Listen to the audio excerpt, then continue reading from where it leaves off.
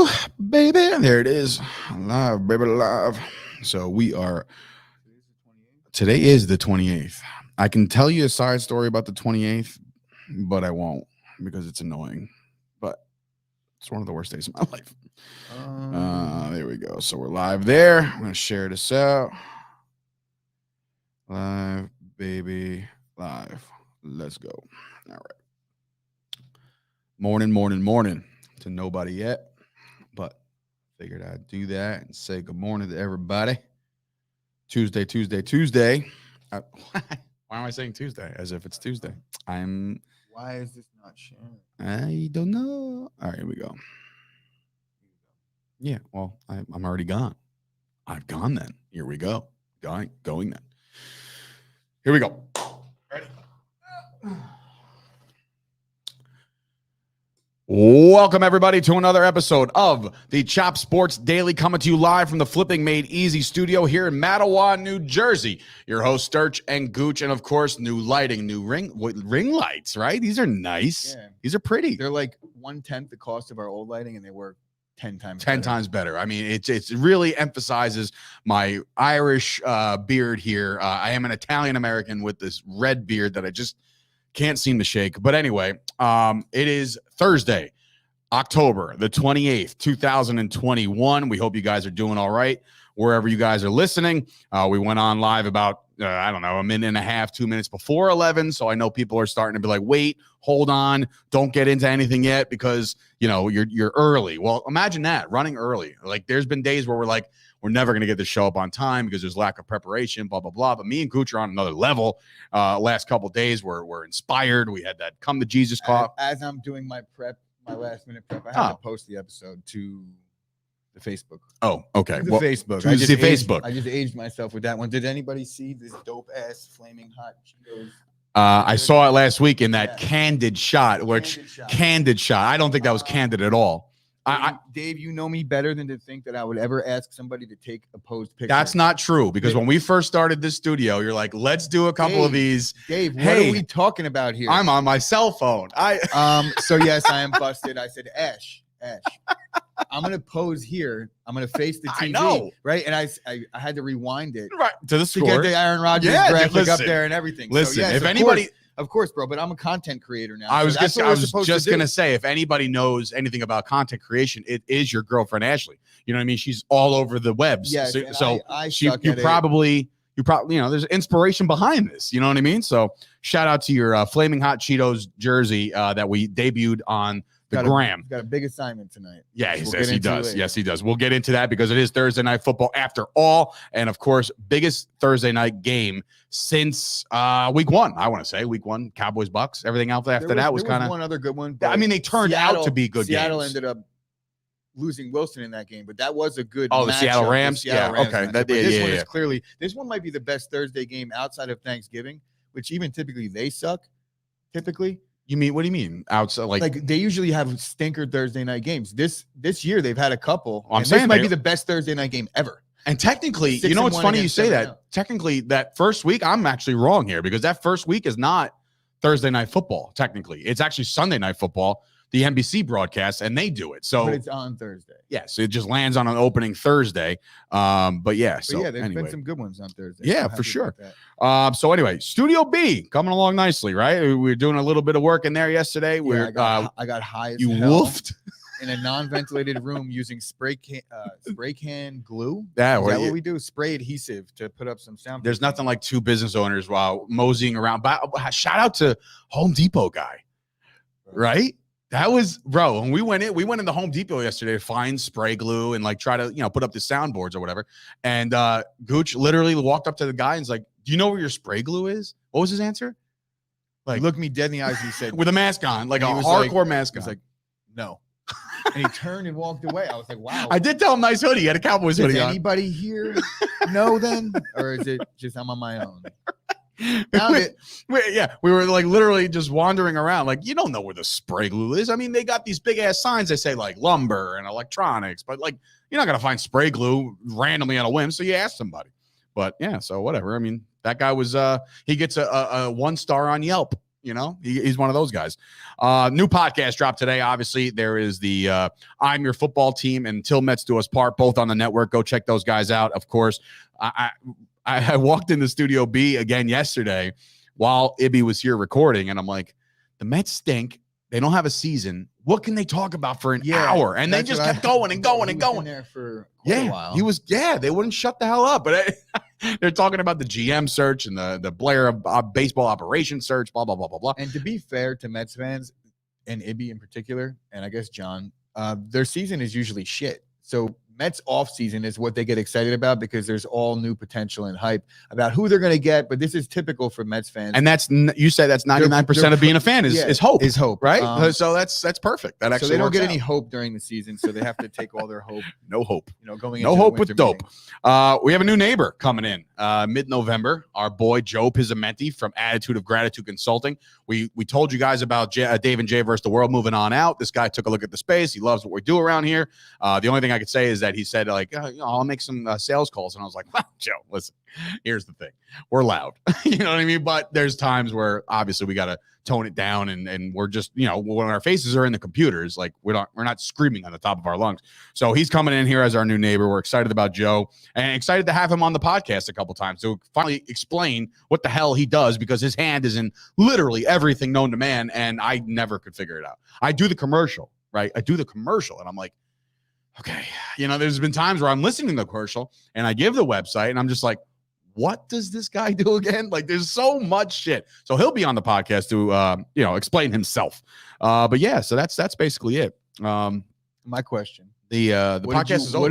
What did you watch yesterday? Do you want the real answer or the fake answer? Well, I'm talking in terms of sports, so none. Okay. Right, No, I watched the World Series. Okay. We'll talk about the World That's Series. good because I didn't. I watched the NBA. I watched season 3. Oh man, I just lost all credibility right there. But I listen. I saw a very funny tweet about that. What, you? Big Cat or one of these Barstool guys, and he was like, the thing I love most about you is how realistic the show is, and you could just sense the undertone of sarcasm there. Well, if you're anything like Joe from You, I mean, that is just you. I mean, you got problems. Absolutely terrible show. Oh man, no, it's good. It's real good. It's very catchy. All right. So watching it is one thing. I've watched a season and about 2 episodes of the second one until I was like, I'm done. I tapped. Yeah. Out of here on that. Oh man. And so I understand having had to watch it for marital purposes or spousal purposes just to keep the peace. I almost think I would watch it without. Well, now that's where I'm saying, like, you're losing credibility. Yes, okay. By watching it is one thing, but enjoying watching it, that's a whole nother story. That shit is intense. Remember that story I told yesterday about going to a Halloween party dressed as Disco Ken? Yeah. And there was a gun to my head to do Yes. it? Was there better have been a gun to your head to watch this show? No gun to my head. I'm all for Joe. I'm Team Joe in season 3 of You. Go watch it, everybody. Anyway, so there is sport. Did you say something about Tom Brady earlier? Oh yes. You said you want Tom Brady. Well, we could bring that up at any given moment. Okay, but that was like the first thing you brought up when I walked in the intro that we don't really have a structure for right now. Right. So Tom Brady fits that mold, I guess. We'll go into the Tom Brady thing first because Tom Brady is the Tampa Bay Tom Brady is the biggest troll in the history of the NFL. And as much as I hate Tom Brady, you gotta love the way he's going about things right now. Right. Like after he wins, he goes on his Instagram and he basically does a little 1-minute video. Yeah, like, good win, video, everybody. And he's like talking all calm and casual. And he gets into, Bears. It was great going to Chicago. And then in the background, you could hear a slow build in the background. And in this case, it was Chief Keef, loves Sosa, and he's a Chicago-based rapper.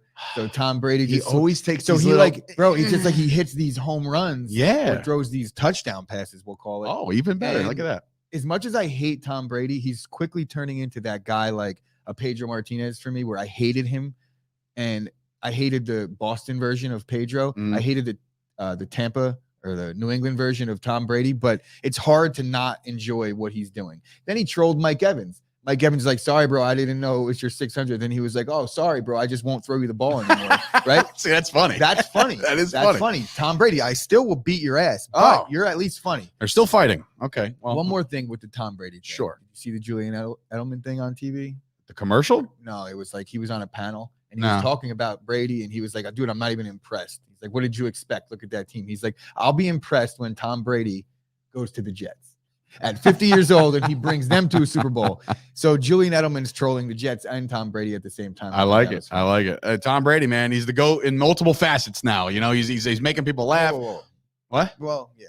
Yes, I mean, come Not on. the GOAT in comedy, but He's pretty damn funny. He's the troll GOAT. He's the troll GOAT. Give him that. So there was a baseball game last night, and unfortunately for everybody pulling for the Braves, which is basically everybody outside of the Houston area and or Mets fans that are true Mets fans. We had this discussion already, right? You can't be a Mets fan rooting for the Braves to win the World Series, right? No, you can't hate. Absolutely you can't hate Houston that much to not. do that. So let's not get into that. But last night, they in the series, a bunch of stuff happened last night. I will say this: from when I started watching this game, I turned it on, and Fried, is it or Fried? Fried, the pitcher. I've 2 days in a row I've gotten names just butchered.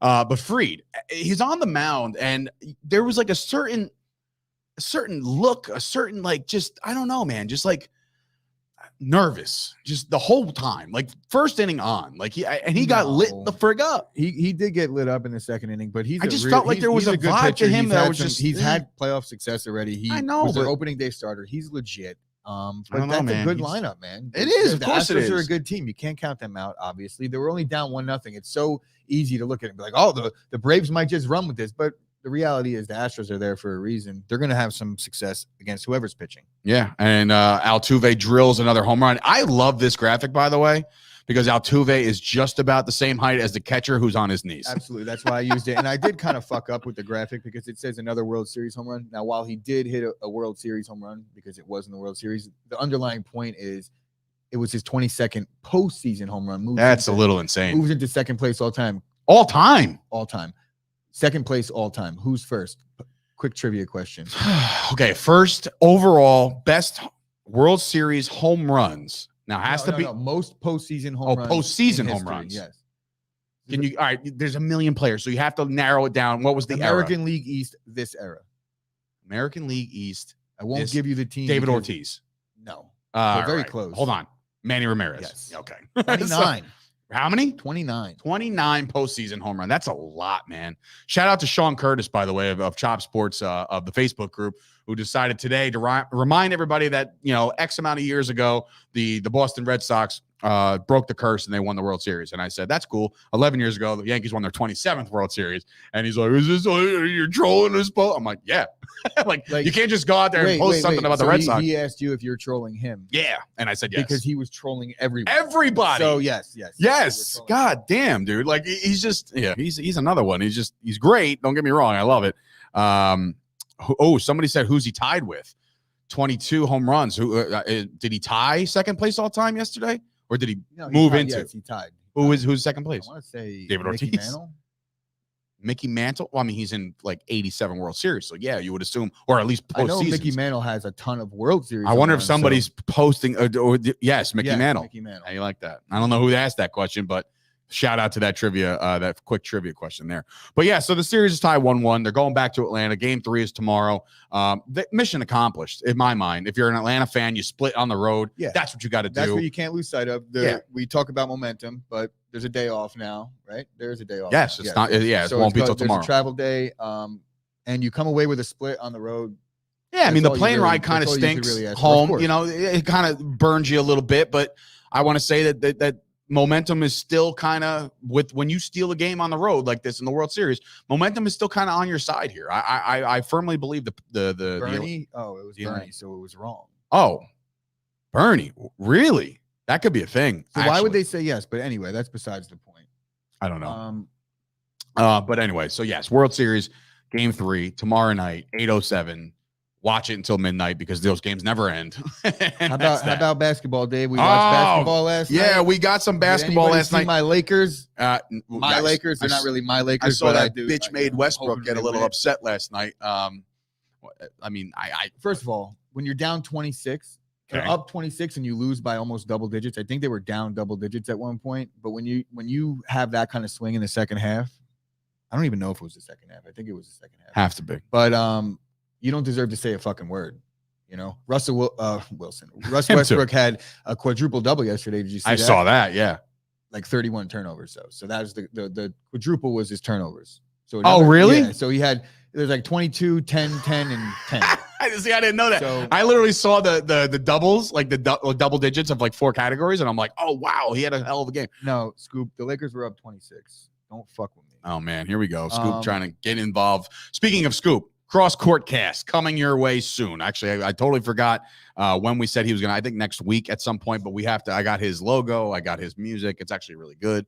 He found it on Epidemic Sound, which shout out to those guys so, as they're not a sponsor. You know who I did talk to yesterday? Rise Superfoods. I told you about that. Yeah. Okay. Dave and Jay versus the World hooked it up. I think we're gonna get hooked up too for a new potential sponsor. Yeah. So I, for whatever reason, it was in the midst of betting on the Packer game, which we'll get into of where we both go with that. But like I noticed that I had like a little bit of a balance of sorts of like, well, what else can I dabble in? So I decided to take a nice decent chunk and hit a 2-teamer last night. 2-team money line parlay. My boy Ice Trae Young got it done for the Hawks, right? And then my boy Dame Dollar finishes it off. I woke up to, hey, here's money in your account. I'm like, hey, look at that. So I'm not that bad at it. I very rarely will straight bet any basketball games. I typically will make a chunky parlay, like a live bet. Yeah, but I love the live bets, bro, because you feel just look at the point spread in the beginning. Yesterday, I ended up getting the Bucks at plus 10.5. Like they were a decent favorite in that game. I ended up getting the Blazers, Portland, my Portland Trailblazers. Yeah. I ended up getting them at plus 1.5. They won by 20. So I just sit there and I watch. Was that the final? And then they won by 20? Late night, I'm sitting there and there's like 4 minutes to go in the Clippers. I forget who they played. The Clippers Cavs game, right? Mm-hmm. And there was 4 minutes to go, and they gave an over/under live bet, and they needed to score like 26 more points in 4 minutes, and I hit that. You hit the I'm under. sitting there like I feel like a degenerate though when I'm looking at that, because just the fact that you're opening up the app, the BetMGM app, right? Yes, just because you're opening up the chopsportsmedia.com at around 11:30, 12 o'clock just to check point spreads, then you know that you're heading down the wrong path. So settle down. Chris. No, you're heading down the wrong path when all of a sudden they're like, hey, we're giving you this bonus money. What do you want to do with it? And you played blackjack, I played roulette. That's when it's bad. They gave me casino bonus money. That's what I'm saying. I'm like, sure, I'll play roulette. I'm not going to sit there and bet like all night, but you give me $25. Guess what? I'm putting $25 on black. I'm going to try and double it up because it's free money. You know what's funny? I didn't know this. Literally, I am, excuse me for being so behind on technology. I had no idea there were actual live dealers. Like I went into the roulette thing, and there's some lady there. Like, it was actually no more bets. I'm like, is she talking to me? It was very uncomfortable. It is uncomfortable. But they're all dressed like they're working at a casino. No, they are. Like what they're doing is they're at a casino, and there's nobody at the casino. So what they're doing is they're propping up a camera where you would be sitting at a blackjack table. They can't be at a casino. They're definitely like, if it's FanDuel or if it's like BetMGM, like they have to be at like a studio like us. There's no way they're sitting in the middle of a casino. Yeah, you're right, Dave. At a casino though. You get what I'm saying? Like I don't give a fuck where they're sitting at the casino, but they're at the casino. You understand? Like I watched the video going, I see the pit boss walking around behind them. So yeah. Stop. Yeah, really? Yeah. Oh my God, dude. That's so cool. I had no idea that was like a thing. I swear to God, I didn't know that was a thing until I'm watching this girl and I'm like, oh, hello. Yeah. But like she's talking to people. So maybe you can even like live talk. I don't even know. Like full interaction with these people. Or she's at the casino, Dave. So she's talking to the people that are at the fucking casino. Yes. So there's people there too. Okay, cool. So anyway, so we both hit some bets last night, which is nice. Or no, you lost yours or won? No. You won a couple. You said something about losing because of the Suns. I lost the parlay because the Suns. Suns in 4. So much for that shit. Actually, I would have lost that parlay anyway because I also put the Clippers in it. But yes, if you're interested in gambling with Chop Sports Media, make sure you go Chop Sports. Go to chopsportsmedia.com. There is a banner there. Click on Jamie Foxx, deposit, register, make a bet, and all of a sudden, hey, you also help out Chop Sports. In turn, you're helping yourself out if you in fact win your bet. If you lose your bet, I'm sorry. So that's my apologies. So anyway, here we go. We are getting into a big story here before we get into the game itself. Last night, according to jmz.com, which is Jim Slobin, first person to break it on Chop Sports Media, but of course, why do you keep saying Chop Sports Media? Chop Sports Facebook group, but of course, everybody in the world and their mother knew about it already. JJ Watt's going under surgery again. His season is ultimately over. Now, Jay Devlin dropped a bombshell and said, this is not good for the Cardinals. Okay. As if, it's definitely good for the Cardinals. The Cardinals are 7-0. They're flying high, literally and figuratively. And now they're going to play the Green Bay Packers tonight. But now this breaks. What does this do to the team? Like, what does this do to their psyche? Like, JJ Watt obviously hasn't been JJ Watt since like year 2 or 3 of his career. I watched the Cardinals play twice this year. JJ Watt was double teamed almost every play. So he draws attention. Yeah. So whether or not he's actually coming up with sacks or pressures, he's doing well because he's taking a lot of pressure off Chandler Jones. Is Chandler Jones hurt? No, he led the league in sacks. Yeah, he's got like 38 sacks. He's doing work. But yeah, I mean, this is a big hit. I mean, look, JJ Watt is who I considered Captain America. Like, he was the guy that everybody just rallied behind when he was in Houston. And then when he goes to the fucking dork. I mean, that's kind of where I was going with this, because I mean, dude, like, JJ Watt out for the year after you just went on and had this quote blow up saying like, just give us credit or whatever the frig he said. He said something maybe like, we're just better. Maybe we're just better. Right. But now, like, you can't even contribute anymore. I that actually sucks. was watching the game last week and I'm thinking to myself, I'm like, surprised JJ Watt's not hurt yet. Right. Did you say that? I literally said it. You know what that is, ladies and gentlemen? It's karma. No. What the fuck how does that karma? What did he do to get hurt? You did it. You did it to him. So maybe it's not karma. It's the other one. The bad juju or bad something. You put the hex on him. Jinxed him. The Matahari in Hebrew. That's for shout out to my bonus mom Barry there. But like I don't know what the word I'm looking for is, but you said it, you thought it, you manifested the injury. That's what you did. You manifested that shit. The thing is, he was already hurt, but he played through it. So like, I'm thinking to myself, JJ Watt, when's he going to get hurt? And he had already been hurt in that game and he just didn't come out. So I'll give him that. Tough dude. And it was because he played the Texans. He wasn't coming out of that game. I completely forgot he played the Texans. I feel like they didn't cover that enough as a story, why? Because it's the Texans. Yes, that's exactly why. Speaking of Texans, before we move on to the game, it was also they made a move yesterday. D-Hop played the Texans too, so it was like, that already happened. No, I thought that already happened last year. I don't know. It doesn't matter. But the Texans did make a move last night. They traded Mark Ingram back to the Saints. So now, guess who picked up David Johnson in fantasy? Just because you never know. Because less carries. I mean, Ingram was literally their carry leader. Guess who you're going to be dropping next week for the first guy that becomes available? Mark Ingram. I mean, David Johnson. 100%. That's a waste of. But listen, it's a big move. But it also, like, Brandon Cooks went on Twitter, took to Twitter right away. He said, I'm paraphrasing, F this shit, man. Like, what do you like? Texans said this is a joke or something. Something to that effect. And I'm like, and I'm thinking to myself, like, it's one thing to ship everybody off, and I think that's what they did, But like, dude, what are the Texans doing? They add these players, right? David Johnson was in the Hopkins trade, but then like the Lindsays and the Mark Ingrams. You thought they were going to make this stride, and then they assigned the Tyrod Taylor. It's hard for me to say that they're doing a good job now.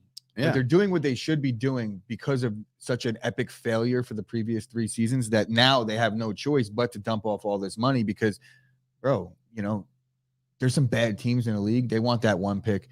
I don't know what they're going to do at quarterback because obviously the Watson situation. That's the trade deadline's next Tuesday. They're just trying to dump off as much money as possible to contenders that might need a guy to fill in, and they have some decent parts. I'm glad they're doing it. Who's the douche rocket that actually started spreading the rumors that Deshaun Watson was going to go to the Carolina Panthers? Like, that was deaded real quick, but it's like, why? Like, you just got Sam. I'm not saying Sam Darnold's any good because he's really being exposed to being bad still, but like to even like do that to Sam Darnold, you know what I mean? Like, this is what I'm talking about, bro. When these psyches of these quarterbacks, they're all head cases, all of them. No matter how cool and composed some of them look, even your boy Aaron Rodgers, he's out there just a nut. Dak. We've seen him in Hard Knocks. He's crazy, man. You tell Sam Darnold, he's like, all right, you know what? Listen, we hit this skid and we're losing a couple games. And then all of a sudden, oh, by the way, we're in the Deshaun Watson conversation. Maybe he'll play better. Because look, so maybe this is a fire. Sure. It's almost interesting that you brought this up. Because, you think the Panthers did that on purpose? Because did you hear Tua talking yesterday? He said he's confident. He said he's very confident. Yeah. He doesn't feel not wanted here. And I agree. That's how you have to be. The NFL is a business. The earlier in their careers that they understand this, like Sam Darnold, you're not performing. They have to explore all options to make the team better. If you don't understand that, what are you doing? You know, this is the NFL. Play better, and you won't have to worry about that. It's simply that simple. All right. Well, guess what? And I know you know this. There is a game to be played tonight, Thursday night football. The Arizona Cardinals, 7-0 Arizona Cardinals, hosting the Green Bay Packers minus their biggest weapon for now. Because according to the Gooch, there is a chance that Davante Adams tests negative this morning, which will give him 2 negative tests in 24 hours, and they're going to ship his ass right to Arizona. Yeah, so the team left already. They're in Arizona. Yes, they're already there. Understandable. But until Davante clears a second COVID test in 24-hour period, or 24 hours after, that's what their rule is, right? You pass one, you have to pass another one. In a 24-hour period. Hours later. Right? So the team left. He wasn't going to travel with the team anyway based on having COVID. Protocol. So, that's not really news to me that the team left. Because you said it to me, you're like, oh, they left, bro. Like, what are they going to do? And I'm like, well, Dave, it's 2021. And you can teleport now, by the way. And they're the Green Bay Packers. So if they need him to fly alone, they'll just pay for a flight. So you think he gets a private jet? Yes. Yeah? Absolutely. Oh, man. This is true. COVID jet. But either way, bro, the Packers are in a decent position regardless, getting 6.5 points. I mean, I think this is a little disrespectful. And I said that yesterday when we were talking to our new friends, Vince, the carpet guy, our new friends who are going to drop a new podcast potentially on our network. It'll be fun, but he's the guy we got the new carpet from. He's a really cool dude. Anyway, we were talking about this game with his business partner / co-host in the studio yesterday. And we were saying, like, this is crazy. And I don't quite understand. I understand Davante Adams is the guy, right? But once again, according to somebody who hosts the podcast that is not dropped yet, the Packers Pulse, right? Chris Gucci's in the know. He knows his shit, right? You came up with some interesting little tidbits. We'll go to the graphic, then we'll come back to the game. But this is basically what you figured out with and without Davante Adams in the lineup. Explain yourself. So Aaron Rodgers the last 2 years without Davante Adams, 311 pass yards, 2.8 touchdowns per game. So with Davante Adams, obviously this is a small sample size the last 2 seasons without him, but nonetheless, he missed 4 games and I think 3 this season before. So 7 games in total. Now, don't quote me on that because I know that somebody's right now Googling it and checking, and we're going to see Scoop fucking post how many games Davante's missed. But either way, nonetheless, Rodgers plays well when he's out his top weapon. I think there's something to be said for the fact that he's not having the tunnel vision towards Davante, and he just spreads it around. Now, and it's not tunnel vision because of favoritism. It's tunnel vision because he's always open. He's always open. Right. So it's not like he's the best receiver in football. Yes. So understandably so. But 9-1 career record without Davante. That says it all right there. Something's got to give in this game because he's also 1-3 all time or 2-4 all time against the Cardinals. Oh, yeah. Interesting So point. something's got to give there. Something's got to give there, but that's a very interesting stat. And you can find that stat on the Packers Pulse Instagram. Go follow him and them as he prepares for that first bombshell of a podcast. I actually know how many games Davante has missed in the last 2 seasons because I know another stat that explains it away. Matt LaFleur is 6-0 as the head coach when Davante Adams is out.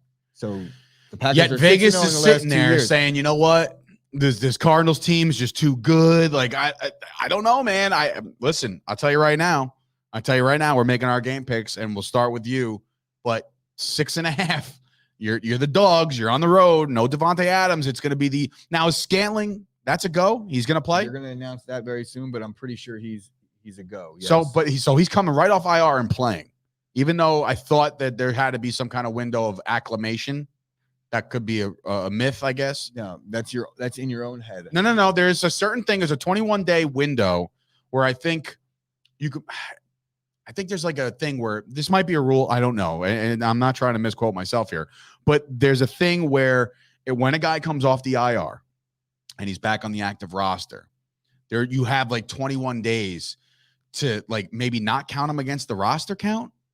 Something to that effect, where he's allowed to practice again and has this. Well, you could practice the entire time on the IR. I don't think you can. Yes, you can. You're on the IR because you're injured. But as soon as you're like able to do something, say you have a bum ankle, right? You could still go to practice and not dress and just kind of go through The walkthroughs and things all like right, that. I So guess that's practicing. All right. Well, anyway, I it's saw not a suspension. No, I know. I saw this 21-day window thing when it came to the Cowboys getting up a couple guys back this week in particular. So that's why I was like, oh, maybe there's something to it. But anyway, MVS could play. Tanyan could obviously going to play. He's going to be a big target. There's somebody else. Saint something. Cobb, Equinemius St. Brown. St. Brown, Randall Cobb. I mean, like, yeah, these are serviceable, especially Cobb. You know. And Tanyan did work last week, finally, you know, like, but like Tanyan leads the team that's probably going to start this week with 15 catches on the year. Cobb has 14. Equinemius St. Brown has 1. Marcus Vela-Scantling has 6. So, or 8. Listen, Rodgers got his work cut out for him. How you feeling about the game, though? I feel good about the game because the Packers are 9-1 with no Davante under Rodgers, 6-0 with no Davante with Matt LaFleur. I think everybody is loving the Cardinals because of the no Davante news and because they're 7-0, and obviously they're a great team. And the line moved nothing after losing Watt, by the way. Is legit. Yeah, I'm interested to see how this line plays out as the night goes on. But my thing is the Packers' run game isn't really been great, but they haven't had to be because Aaron Rodgers has been going so well. Now with no receivers, and there's a telling stat that I think is a little bit indicative of where this game is going to go. The Cardinals haven't given up much rush yards as a whole because they've been beating up on teams. So they're blowing teams out. Teams can't really run in the second half, but they do allow the second highest yards per carry on average in the league. Okay. And they're also giving up a lot of air yards too, right? And that was from the ghost of AJ. I saw him post that on the chops on the Packers ball. I saw it underneath. Yeah, he did. So they're very bad against they're the susceptible. Run. They're beatable. I think there's a chance that Aaron Jones blows up today. Okay. Blows the fuck up. And obviously, I think A.J. Dillon's going to be moving some piles in the second half. All right, so you are picking... I'm not picking the Cardinals, Dave. All right, so you're picking the Packers. That's when I'm actually betting the money line because a 6-1 team at plus 225, I'm all over that, especially because it's my team. 1,001% agree. I am taking the Packers in this game. Not only, yes, the sexy number is plus 6.5 for the Packers, but I'm taking the Packers money line. The Packers are going to win this game. The Packers are going to win this game despite all the bullshit. And that's going to be the storyline going at the end of the night. You're going to hear Joe Buck and you're going to hear Troy Aikman, or I think they got the game. And you're going to hear them say like, despite no Davante, no problem. Aaron Rodgers gets it done. That's going to happen. I feel 1,000%. Very, very good about this game. I do too. I also felt very good about the Ravens. I felt very good about what other teams. Oh, yeah, the Eagles. Oh, Jesus Christ. Yeah, maybe you shouldn't be feeling good about this. Fade the gooch. No, I will. I'm riding with you on this one. I really do. I firmly believe that that the Packers get it done. So let's go to break. When we come back, we got some fantasy football talk, some big trades coming up in the world of fantasy football that we know of. And of course, the trade deadlines are coming up. And I do want to end today's show talking a little bit about Jake and Logan Paul, because why the frig not? Because they're in the news again because they just won't go away. So we'll be back right after this. You know, myself and Gooch are both getting a little older. One of the first things to go is your vision. Thank goodness for our hookup over at Absolute Eyewear in Woodbridge, New Jersey, right on Main Street next to the train station. They have glasses for all ages, all budgets. They have safety glasses, sports glasses. They are a full-service powerhouse offering eye exams and even free lenses for the kids. They work with BCBS, AAA, AARP, giving massive discounts. They're open 5 days a week, closed on Wednesdays and Sundays. Call 732-326-3937 to get your first pair of Ray-Ban, Burberry, Coach, Polo, you name it, they got it. Go see Craig and Johnine right now. As I listen back to that commercial from Absolute Eyewear, shout out to those guys, obviously Johnine and Craig. I remember going recording their original commercial and being here for like 2 hours just trying to get it done. And I called AARP triple ARP or double ARP, something to the point where I was like, I've never even heard that. And I said it. It made no sense to me. But anyway, fantasy football, boys and girls. There's a lot to talk about. Believe it or not, we are halfway through the regular season of fantasy football because of the 17th game. A lot of these leagues are playing 14 regular season games, with your playoffs being 15, 16, and 17. Now, where are you standing, Gooch? I know we don't like to talk about our own teams, but break that fourth wall. How many leagues you in? 6. Jesus Christ. I'm in 3 and I'm like panicking. So 6 leagues. Do you have any winning records? Yes. A lot of winning records? Bro, you said it the other day that you didn't. I talk more about the bad teams. The bad teams you do. because I'm very surprised by the bad teams. The good teams are a given to me. So it's like I'm going to have some success in fantasy football. Now, there's a team that I'm 3-4 in, but I lead the league in points. So you know how that goes. So yeah. I'm not really concerned about that. And I have myself set up well because all my bye weeks are done pretty much. And I have a lot of guys that I believe in going into the second half, which I talked a lot about. One guy yesterday, the Javonte Williams, and that's what I know we're getting at. Yeah. I feel like if there's one guy at a lower cost than you could get him for that is going to blow up in the second half, it's Javonte Williams. I know Denver's offense isn't great, but they're going to run the ball in the second half and they have a weak schedule. I think that Javonte Williams could be a potential league winner. Now, Robert Woods is a good receiver. I feel like the person we're talking about is obviously Danny. Yeah, my brother made a trade yesterday within my league against my opponent this week. Yeah, but shout out to you, Dan. I feel like in a way that's actually good for you this week because Robert Woods is technically right now I think holds a little bit more value. So right now, right? But I'm playing against Robert Woods now. Oh, right. Yeah. Well, he's actually currently right now he's on this kid's bench, who's my brother's brother-in-law. It's sister's very rare cousin, that third I removed. make a trade for a player to keep him on my bench. So I'm imagining you're going to. I think Danny, what Danny did was he listened to the podcast and he just runs to the phone and says, all right, how can I get this guy? And he landed it. It wasn't really like a heist. It was straight up 1-for-1. Javonte Williams for Robert Woods. He gets rid of Robert Woods, in which Robert Woods started on my team and was traded like 18 times already. Like, you know what I mean? Like the guy's been all over the place. But now Danny's got Javonte Williams. I made a out like a bandit yesterday. Yeah, this isn't even fair. This wouldn't fly. Shouldn't fly. What do you mean it shouldn't fly? Why? I mean, it should fly because you can't tell people I'm against the veto process in all fantasy sports. Well, here's the thing. With the veto process in fantasy sports, you're always, if it has nothing to do with you, you're going to say no. Because some team's getting better, you feel. That's why I don't do veto process. I don't do it either. But if there's a trade that's bad enough and the league is up in arms, you reserve the right as the commish to undo the trade. 100%. The only way that you should undo the trade is if it fucks up the integrity of the league or it's clearly collusion. It's not collusion. Well, it's not collusion. I will say this. Joe Angelo is 2-5 in his own league. So he's struggling and he has 0. When I say 0.0 running backs, he was starting like Sonny Michel, right? Well, now he's starting a guy just slightly better and he lost his best player. So his team is now worse, 100%. So the trade is like this. You can veto it in the chat if you want, or you can veto it in a side text message or whatever. But anyway, my team acquires Tyreek Hill. Okay, obviously number 1 receiver for the Kansas City Chiefs. Now, Chiefs are, in a different position right now where I think they're going to still kind of get right. He's still killing it. Right. So Tyreek Hill is now mine, and I've traded away his number 2, Miko Hardman on the Chiefs, clearly, and that's it. Straight. No. I added Zach Moss of the Buffalo Bills, and I added Eli Mitchell of the San Francisco 49ers. 3 guys for 1. And I got him. I got Tyreek Hill.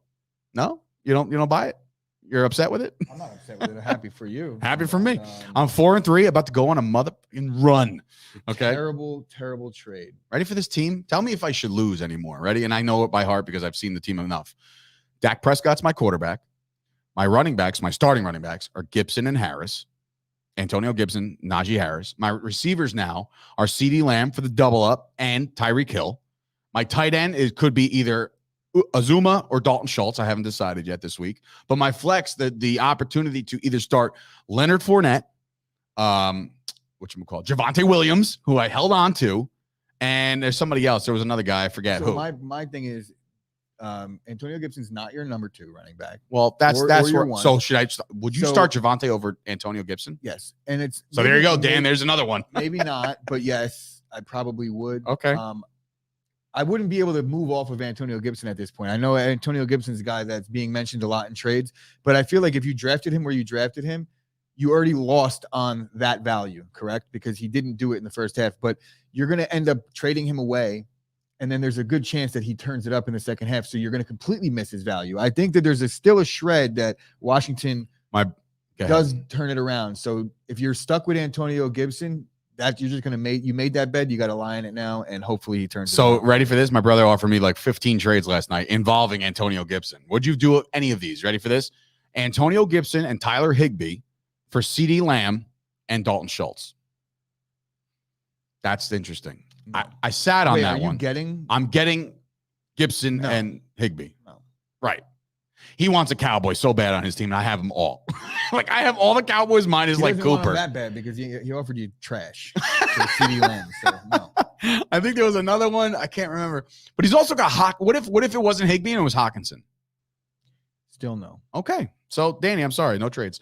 Because I also roll with Gooch when it comes to trading and fantasy lineups and all this other stuff because he's a smart dude. I'm going to give my one fantasy tidbit, my advice. So if you guys are coming off of a lot of bye weeks and you have these bum-ass quarterbacks and these backup tight ends that you added and you're kind of scouring the waiver wire, who do I pick up? What do I do with this back end of my roster? I think I mentioned this to you yesterday, and I'm going to give this to the public now. Ooh, everybody free advice. Everybody bashes me because of the way I run my fantasy rosters in my leagues, but my acumen speaks for itself. Kiss the rings. Defenses, collect defenses right now because that is the most startable option that is out there. Unless it's a backup running back that might inherit a job, you want to just pick up defenses because if you have 4 good Ds, you're not going to play one, right? When you look out there, now just play defense the entire time. And when I say play defense, I mean add good defenses and go out there. And if you have a back end of a roster spot, pick up the quarterback that's projected the most, even to sit on your bench, because you might be playing that guy that week. So just always monitor. So you're playing defense. Monitor your opponents and constantly finesse the back end of your roster. Send out text messages to your friend playing the guy you're chasing and say, add this guy so he doesn't do it. Do all that shit. That's you don't find that to be collusion? No. That's helping out a buddy. What are you talking about? If your brother calls you up and says, Dave, should I do this trade? And you give him advice, it's like, I'm trying to help my team. What do you think happens in the NFL? You don't think there's insider trading going on? Wait, I don't mean trading. I mean information. Info trading. 100%. Yes, sure. The only thing that I'll say is completely collusion is if if I'm out of it. Somebody is out of it and they're giving away players. Well, do you know what I do in my league? I know you don't like my league because there's nothing about my league that's appealing to you. You would never join it, right? So I will say this. In my league, if you are mathematically eliminated from the playoff contention, your roster's locked and you can't add or subtract anybody at all. Wait, say that again? If you're mathematically eliminated from playoff contention, you are not to drop or add anybody unless it's an absolute need, meaning you have no backup. I do not like that. Why not? This is where the collusion comes in. I've had other ways to maintain integrity of the league, and I'll give them to you if you'd like. Here we go. All right. So go ahead, so bro. Instead of doing the money for like high week, which is a lot of teams do, they'll be like, oh, most points or high week for the I don't season. give out any bonuses like that. So either way, but what you should do is take aside $50. Okay. Right. And what you do is when you have the playoffs, you start another playoff bracket for all the teams that didn't make it. And the winner of that gets the $50 and the first pick next season. So now everybody's going to be trying the whole time because they have reason to. It's not just, you get what I'm saying? I got chills. Great. That's really nice. Really good because now the bad teams still have to maintain a good team this year if they want to have the first pick in next year's draft. And they can win some money if they win the toilet bowl. Wow. Okay. That's something to consider. I like that a lot, actually. And usually like everything else that's been happening as far as the league, even Danny's like, bro, it ain't broke. Stop. We don't need this shit. You know what I mean? Like no fraction points. Clap nuts. I'm sorry. I see clap nuts. My nickname is Slap Cheeks. So, hey, clap nuts. What's going on, buddy? Randall Cobb is a start this week tonight. Oh, clap nuts. I'm like, who the hell's clap nuts? I think that any Packer receiver is potentially startable. In order, I'll go with Randall Cobb and then MVS. I just think with Rodgers trusting Cobb the way he does, him being able to line up in the slot and not having to be covered by the good corners on Arizona. Right. I think Randall Cobb. It's third and Cobb. Third and Cobb. I like. Hey, listen, he was a joy to watch as a Cowboy fan for that time. We also have another trade offer here from Scoop: Gibson and Trey Sermon for Robert Woods and Jamal Williams. What? Wait, I'm keeping Gibson and Sermon. Yeah, so am I. That almost like a no-brainer. Jack chiming in. My man Jack, big Ravens guy. Got Lamar on a bye. What do you think about Tannehill this week? I would think about Daniel Jones if he was out there. I would think about Kirk Cousins if he was out there. All right, relax. He's playing the Cowboys. Stop that. Yeah. Yeah. Cowboys play really good. They have Until they don't have to. No, they have a really good defense when you throw intermediate routes, but when you throw the ball up top on Dallas, they're susceptible. Look at the numbers. I'm not making that up. And Justin Jefferson is a deep threat. I just think that there's some success. Yes, I think there could be some success this week, of course. But anyway, so listen, fantasy football, we're halfway home. If you're in the playoff contention, get involved with these trades because the trade deadlines for most of these leagues, for mine at least, it's around, I believe, Thanksgiving week is when I cut off all the trades. So that's only like 3 weeks away, which blows my mind, actually. Thanksgiving is like 3 weeks away, maybe 4 weeks. I don't know. It's like the 28th or whatever. I'm not in any case ever going to start Teddy Bridgewater over Aaron Rodgers. So here's the question. Should I stick with Rodgers tonight or stream Bridgewater against Washington? I'm going to show them real quick. I don't think that they were here for this, but this is Rodgers' numbers with no Davante. Just look in the bottom. That's the last 2 seasons. I think Rodgers is the guy here. I would never. If you have Rodgers on your team, there's no reason for me to ever put him on the bench. All good. Ever. No, I mean, not for me. I would never do it. I know you did it. You almost did it once. And I you should have did it next week. And then I ended up trading Rodgers off that team. You traded Aaron Rodgers. Yeah, I have Jalen Hurts. Rodgers at that time held more value to other people than Jalen Hurts did. I guess I just leave my fanhood way too much into it. I'm just like trading your guy for fucking Jalen Hurts. No, I didn't trade him for Jalen Hurts. No. I'm saying because you have Jalen Hurts, you're going to ride him out for the year. My brother had Russell Wilson. I had 2 quarterbacks. I could have used a second receiver to add it to my. Who'd you get for him? T. Higgins. I don't like that at all. If it was Jamar Chase, maybe. I could promise you this: that in the draft, you like T. Higgins more than you liked Rodgers. He was definitely getting picked before him around that same time, but his ADP was higher. So It's a fair trade. I didn't need Rodgers to sit on my bench and then have that headache all year where it's like Jalen Hurts or Rodgers every week. I got to pick one. Right. It's been working out for me. Trust me. All right. Trust in you. So one more thing before we head on out for today. We have more sort of kind of confirmed fights. Nothing's been in ink yet, I don't think. But there is a big, heavy rumor that Logan Paul, both of these Paul guys, they just can't stay out of the news. It's so relevant for them to just stick around. And it's just, that's their bread and butter. They're always out there and nobody likes them. I would say I would like Logan more than Jake overall as a person. But in this case, do you think Logan Paul in a real fight, nobody's taking any dives, right? Nobody's scripting anything, right? Let's just take it for what it's worth. We saw Mike Tyson do his thing a couple months back, right? Now Logan Paul potentially could fight Mike Tyson. Do you feel like aging Mike Tyson would still just completely starch and murder a Paul brother? Logan Paul in particular. I might get dragged for saying this, but I don't think Mike Tyson would have even a shot in hell in this fight. Oh my God. So, I watched the Roy Jones fight. I watched Mike Tyson do his training. Mike Tyson's in his 50s, dude. I watched Logan Paul fight against a much smaller Floyd Mayweather, but he was a bigger guy. He's not. Mike Tyson isn't going out there and taking on a real fight right now. I just don't see it. I'm looking at the way Mike Tyson looks in his interviews. He's looking older to me. He's an old man now. I just don't see it.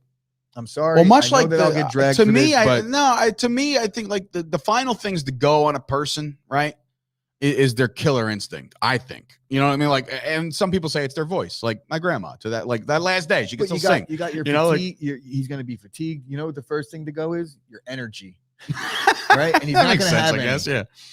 So Mike Tyson's out there smoking like 4 blunts an hour. All right, he's not out here living his best life in terms of boxing training. He's doing this for money. Don't think for 1 second that he's going to take it serious, because he's not. He's got too many things going on in his life. All right, so I'll raise this question. If Logan Paul were to just blast Mike Tyson into the next world, right? Knock him out. Does that ruin the legacy, or at least a little bit of the legacy of Mike Tyson? No. So you just think this fight is completely nonsense? First of all, I don't think it's going to happen. That's number one. Number two, I think Mike Tyson's legacy is firmly entrenched in the boxing world, the real boxing world. And 3, I don't care about my legacy if I'm going to make like 15 milli, right? So I guess not. Legacy, money does in fact talk. The other Paul brother, now the one that talks the most shit. Now I was actually caught off guard for this, with this, because I for whatever reason thought that I saw a lot of rumors that Nate Diaz would be the guy to fight Jake Paul in the next time that this would happen. But now it seems to me that Tommy Fury is the guy, and he's an actual boxer. So is this final? He's finally fighting a boxer. Is this now Jake Paul biting off a little bit more than he can chew because he's actually facing a guy with an actual professional record? I think it's actually a fairly even fight. Okay. Right? So now, is this fight signed? Yeah, I this believe one's that this signed. fight is Okay. actually signed, and they picked out a date and everything, and it's all going down. Great. So for those that don't know, Tommy Fury is Tyson Fury's half brother. Right? Oh, cool. Did not know that. Yeah, so they're related. They've been building this fight up. He was fighting on the Jake Paul undercard of his last fight with Tyron Woodley. Now, look, he's finally fighting a boxer. There's a lot to be said about his level of competition, but when you talk about the way boxers build their records in the early days, Jake Paul's manager made some good points. Now, I don't like that guy, but when you hear him talk and you don't listen to his voice and you just read the quote, it's much easier because his voice is so annoying. Mm-hmm. But cringe, as the kids say. Good points. He's like, look, Jake went out there and he fought a former champion in MMA, like understanding that like he started on YouTube fighting these YouTubers, then he fought an athlete, then he fought Ben Askren. So he is like progressing a little bit, but in his last fight with Tyron Woodley, you know, it's not a pro boxing match by any stretch, but you look at the guys that Gervonta Davis fought. You look at the guys that even what's the other guy's name? Rocky Balboa. No, just cherry Ryan pick. Garcia. These guys, when you fight in early in your career, you're not fighting guys that have any background. You're fighting tomato cans to pad your record. So it's no different in the Jake Paul case. Honestly, I think that what he's doing is smart. He's at least fighting tomato cans that have a name value. So he's making millions of dollars doing it while these guys are fighting on 4-round fights on ESPN on Thursday night or Friday night fights. Right. So there's something to be said for the level of competition in comparison to the level of competition that boxers fight coming up. Now, obviously the amateur record is there for all these boxers. So you believe more in those guys, but at the end of the day, a fight is a fight, right? Got to give him credit. I think that this is a good fight for him. I think he's going to probably lose a decision and the train will stop there. But at the same time, this guy's only 7-0. He hasn't really fought any competition either. They're going to make a lot of money. All right, so you're thinking even fight. Now I'll go one step further and say that once Paul beats him relatively with a decision or whatever, and I know that Dana White is looking and searching for that last Nate Diaz fight. Do you honestly think that we could possibly see Nate Diaz and Jake Paul ever? Yes. Ever, yes. I think with the Nate Diaz situation, there's so many layers to this because the UFC typically does not offer, or they're obligated to offer you 3 fights a year under contract. Right. Whether you take them or not is your decision. I think what they're trying to do with Nate Diaz is play bullshit with him until Conor's ready and give Nate Diaz his final fight, the Conor trilogy. I think Dana White has a healthy fear. That would be really nice. A healthy fear of, I like that. Of getting Nate Diaz a fight, because if Nate Diaz fights, then he's done with the UFC. I'm sure that they have this match clause, but the Diaz brothers are very, very smart. Believe it or not. Believe that, but they're very, believe very it or not, smart as dumb as they look, and how they negotiate. So a lot of these fighters that even though they fight out their contract, the UFC has matching rights afterwards. I guarantee that Nate Diaz does not have that in his contract. So he can't fight Jake Paul or Logan Paul or either of the Paul brothers until he's out of his UFC contract. I think Dana White is going to play a little bit of hardball and he's going to offer him fights with guys that he knows Nate Diaz will not take the fight with, just to cover his aspect of the contract. Got it. Right.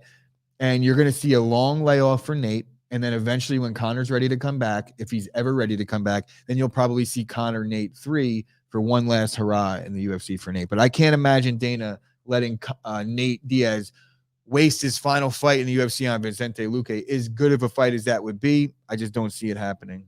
So you think he's just going to milk this until it's ready? Yeah, I like that. And also the fact that Nate Diaz isn't going to fight a guy that he doesn't believe has at least a little bit of name value or is at least a tough guy. So makes sense. Scoop. Oh boy. Per body type, what does sauna guy look like? Tyson Fury, Logan Paul, or Vince Wilfork? Logan Paul. He's a stud. It's just, I mean, it's listen, I know it's taking a beast of its own and people are just like tagging me and stuff and different things. Like, dude, Mike Faraka put it on Twitter. I don't know if you saw it. Did you see it? With the meme where he's like, why is Dave in the sauna too long? And it's the meme from Titanic where the hand hits the thing. It just screams down. When he put that, bro, I was dying. That is good. I was dying. And I retweeted it and said, put your hands on me, sauna guy. That's what Rose told Jack. Oh, my brother even said, he's like, yeah, that took a weird turn. One day, this guy's going to be like, oh, what's the Chop Sports thing all about? And you're going to be like, I I don't know how to go about this, but like that, we're already dating. The look, the look on his face would be the same look as when Lloyd is in the stall and he's like, he sees like for a good time, be here at midnight, and then he looks at the clock, it's midnight, he's like, he just shows up. Oh my goodness, what a great character we've built here on the Chop Sports Daily. And it's not even a character, he's a real life person. He's a really cool dude. And I'm going to introduce him to my family around Christmas time. Anyway, this has been another banger of an episode of the Chop Sports Daily. Be sure to follow us on all of our social medias at Chop Sports Media. Be sure to check out the website, chopsportsmedia.com. There's so much stuff going on, more podcasts being announced. We're building this network. Thank everybody. Thank you, everybody. I do thank everybody. Thank you for all of you guys hit me up saying like 40,000 is really cool. Like wait until 50. Guys, believe it or not, yesterday after we hit the 40,000 threshold, like we almost hit 41 already. You know what I mean? Like we are rolling right now. So keep all sharing the podcast. I want to give a shout out to everybody that shares the podcast, tells everybody. We had somebody, a person in Texas, buy a Chop Sports hoodie last night. Just based off of our daily show, says that we're funny. So what I said, she goes, you have the whole office laughing, right? The entire time. I said, cool. Tell them all to buy hoodies. So, no. Cowboys fan. I have a better idea. Tell them all to wear AirPods and listen on their own phones instead of playing it for everybody. Because right there, we're getting a ton of listeners. Yeah, good call. But there's only one unique listener according to the analytics. So share that shit. Share it all out. Thank you, do guys, the right of thing. course. Yeah, do the right thing. Subscribe, share, all and that jazz. Comment and give us a good rating. And don't talk shit about me in those ratings, people. Actually, talk all the shit. Do you remember the first people that were like just banging us? Like it almost ruined everything. You think? No. Like, did you have a moment where you're like, no, I never had a moment where I couldn't do it, but I had some self-doubt, some inner dialogue going on there. Well, and then I looked. I don't want to bring this back up because it's a dark time. No, you should. But I still want to fight that guy if anyone knows who he is. Oh my God. Yeah, bro. Well, there's obviously somebody we kicked out of Chop Sports, the Facebook group. The LeBron guy. Wow, we're bringing it back. Remember that? If first of all, I think TBT, right? TBT to LeBron guy. It actually works. Hey, it's Thursday. I like that. But actually tomorrow, as a matter of fact, we are celebrating something else. We have obviously all the daily episodes. We used to be a weekly podcast when we first started. We also did 10 episodes of the Chop Social. So tomorrow officially will be episode 150. 150 episodes within the first 10 plus months of this company. So we are rocking and rolling. We're grinding out there. We want to just thank everybody for sticking with us, and big things on the horizon. So if you also we just got word, I think over the break, I got a text from Jimmy Palumbo. He's hooking us up with Ramapo's internship program. So like, there's going to be some cool things. We're actually going to get some students, maybe even offer you some credits. Like it could be a cool thing coming up for Chop Sports. So, and we won't just offer pizza like we did for AJ. You know what I mean? We'll actually give you college credits now. So who knows? You never. A ton of Caesar wraps too, bro. A lot of Caesar wraps. Motherfucker. But I will say, since he's stopped, not left because he just stopped this week, but like since he's left as soon as the show was over and had, did his own thing and wound up working for Kyle. But since he's been gone at 12, I've lost weight. I've lost weight. When I say I've lost weight, like I'm at the gym and I'm looking at it like, oh wow, like what is that? But it's because I'm not slugging down this lunch. I forget to eat and then I don't eat until 7, 8 o'clock at night. So anyway, with that being said, it's been another awesome episode of the Chop Sports Daily. Be sure to follow us, support us, like, subscribe, all that good shit. For Sturch and, of course, Gooch over there with the new lighting and all this other cool shit. This has been another episode of the Chop Sports Daily, which I said 15 times already. We'll see you guys tomorrow. Football Friday, baby. And hopefully, it's a victory Friday for the Gooch. We'll see. We'll find out. Tomorrow's the Halloween special. You dressing up for the show, Dave? This is the first I'm hearing about this. I know what I'm going to be. Aaron Rodgers? No, I'm going to come in some shower shoes and a white towel around my butt cheeks. Sauna guy. He's clothed, by the way. He has clothes on. That's a fact. Bullshit. It's a fact.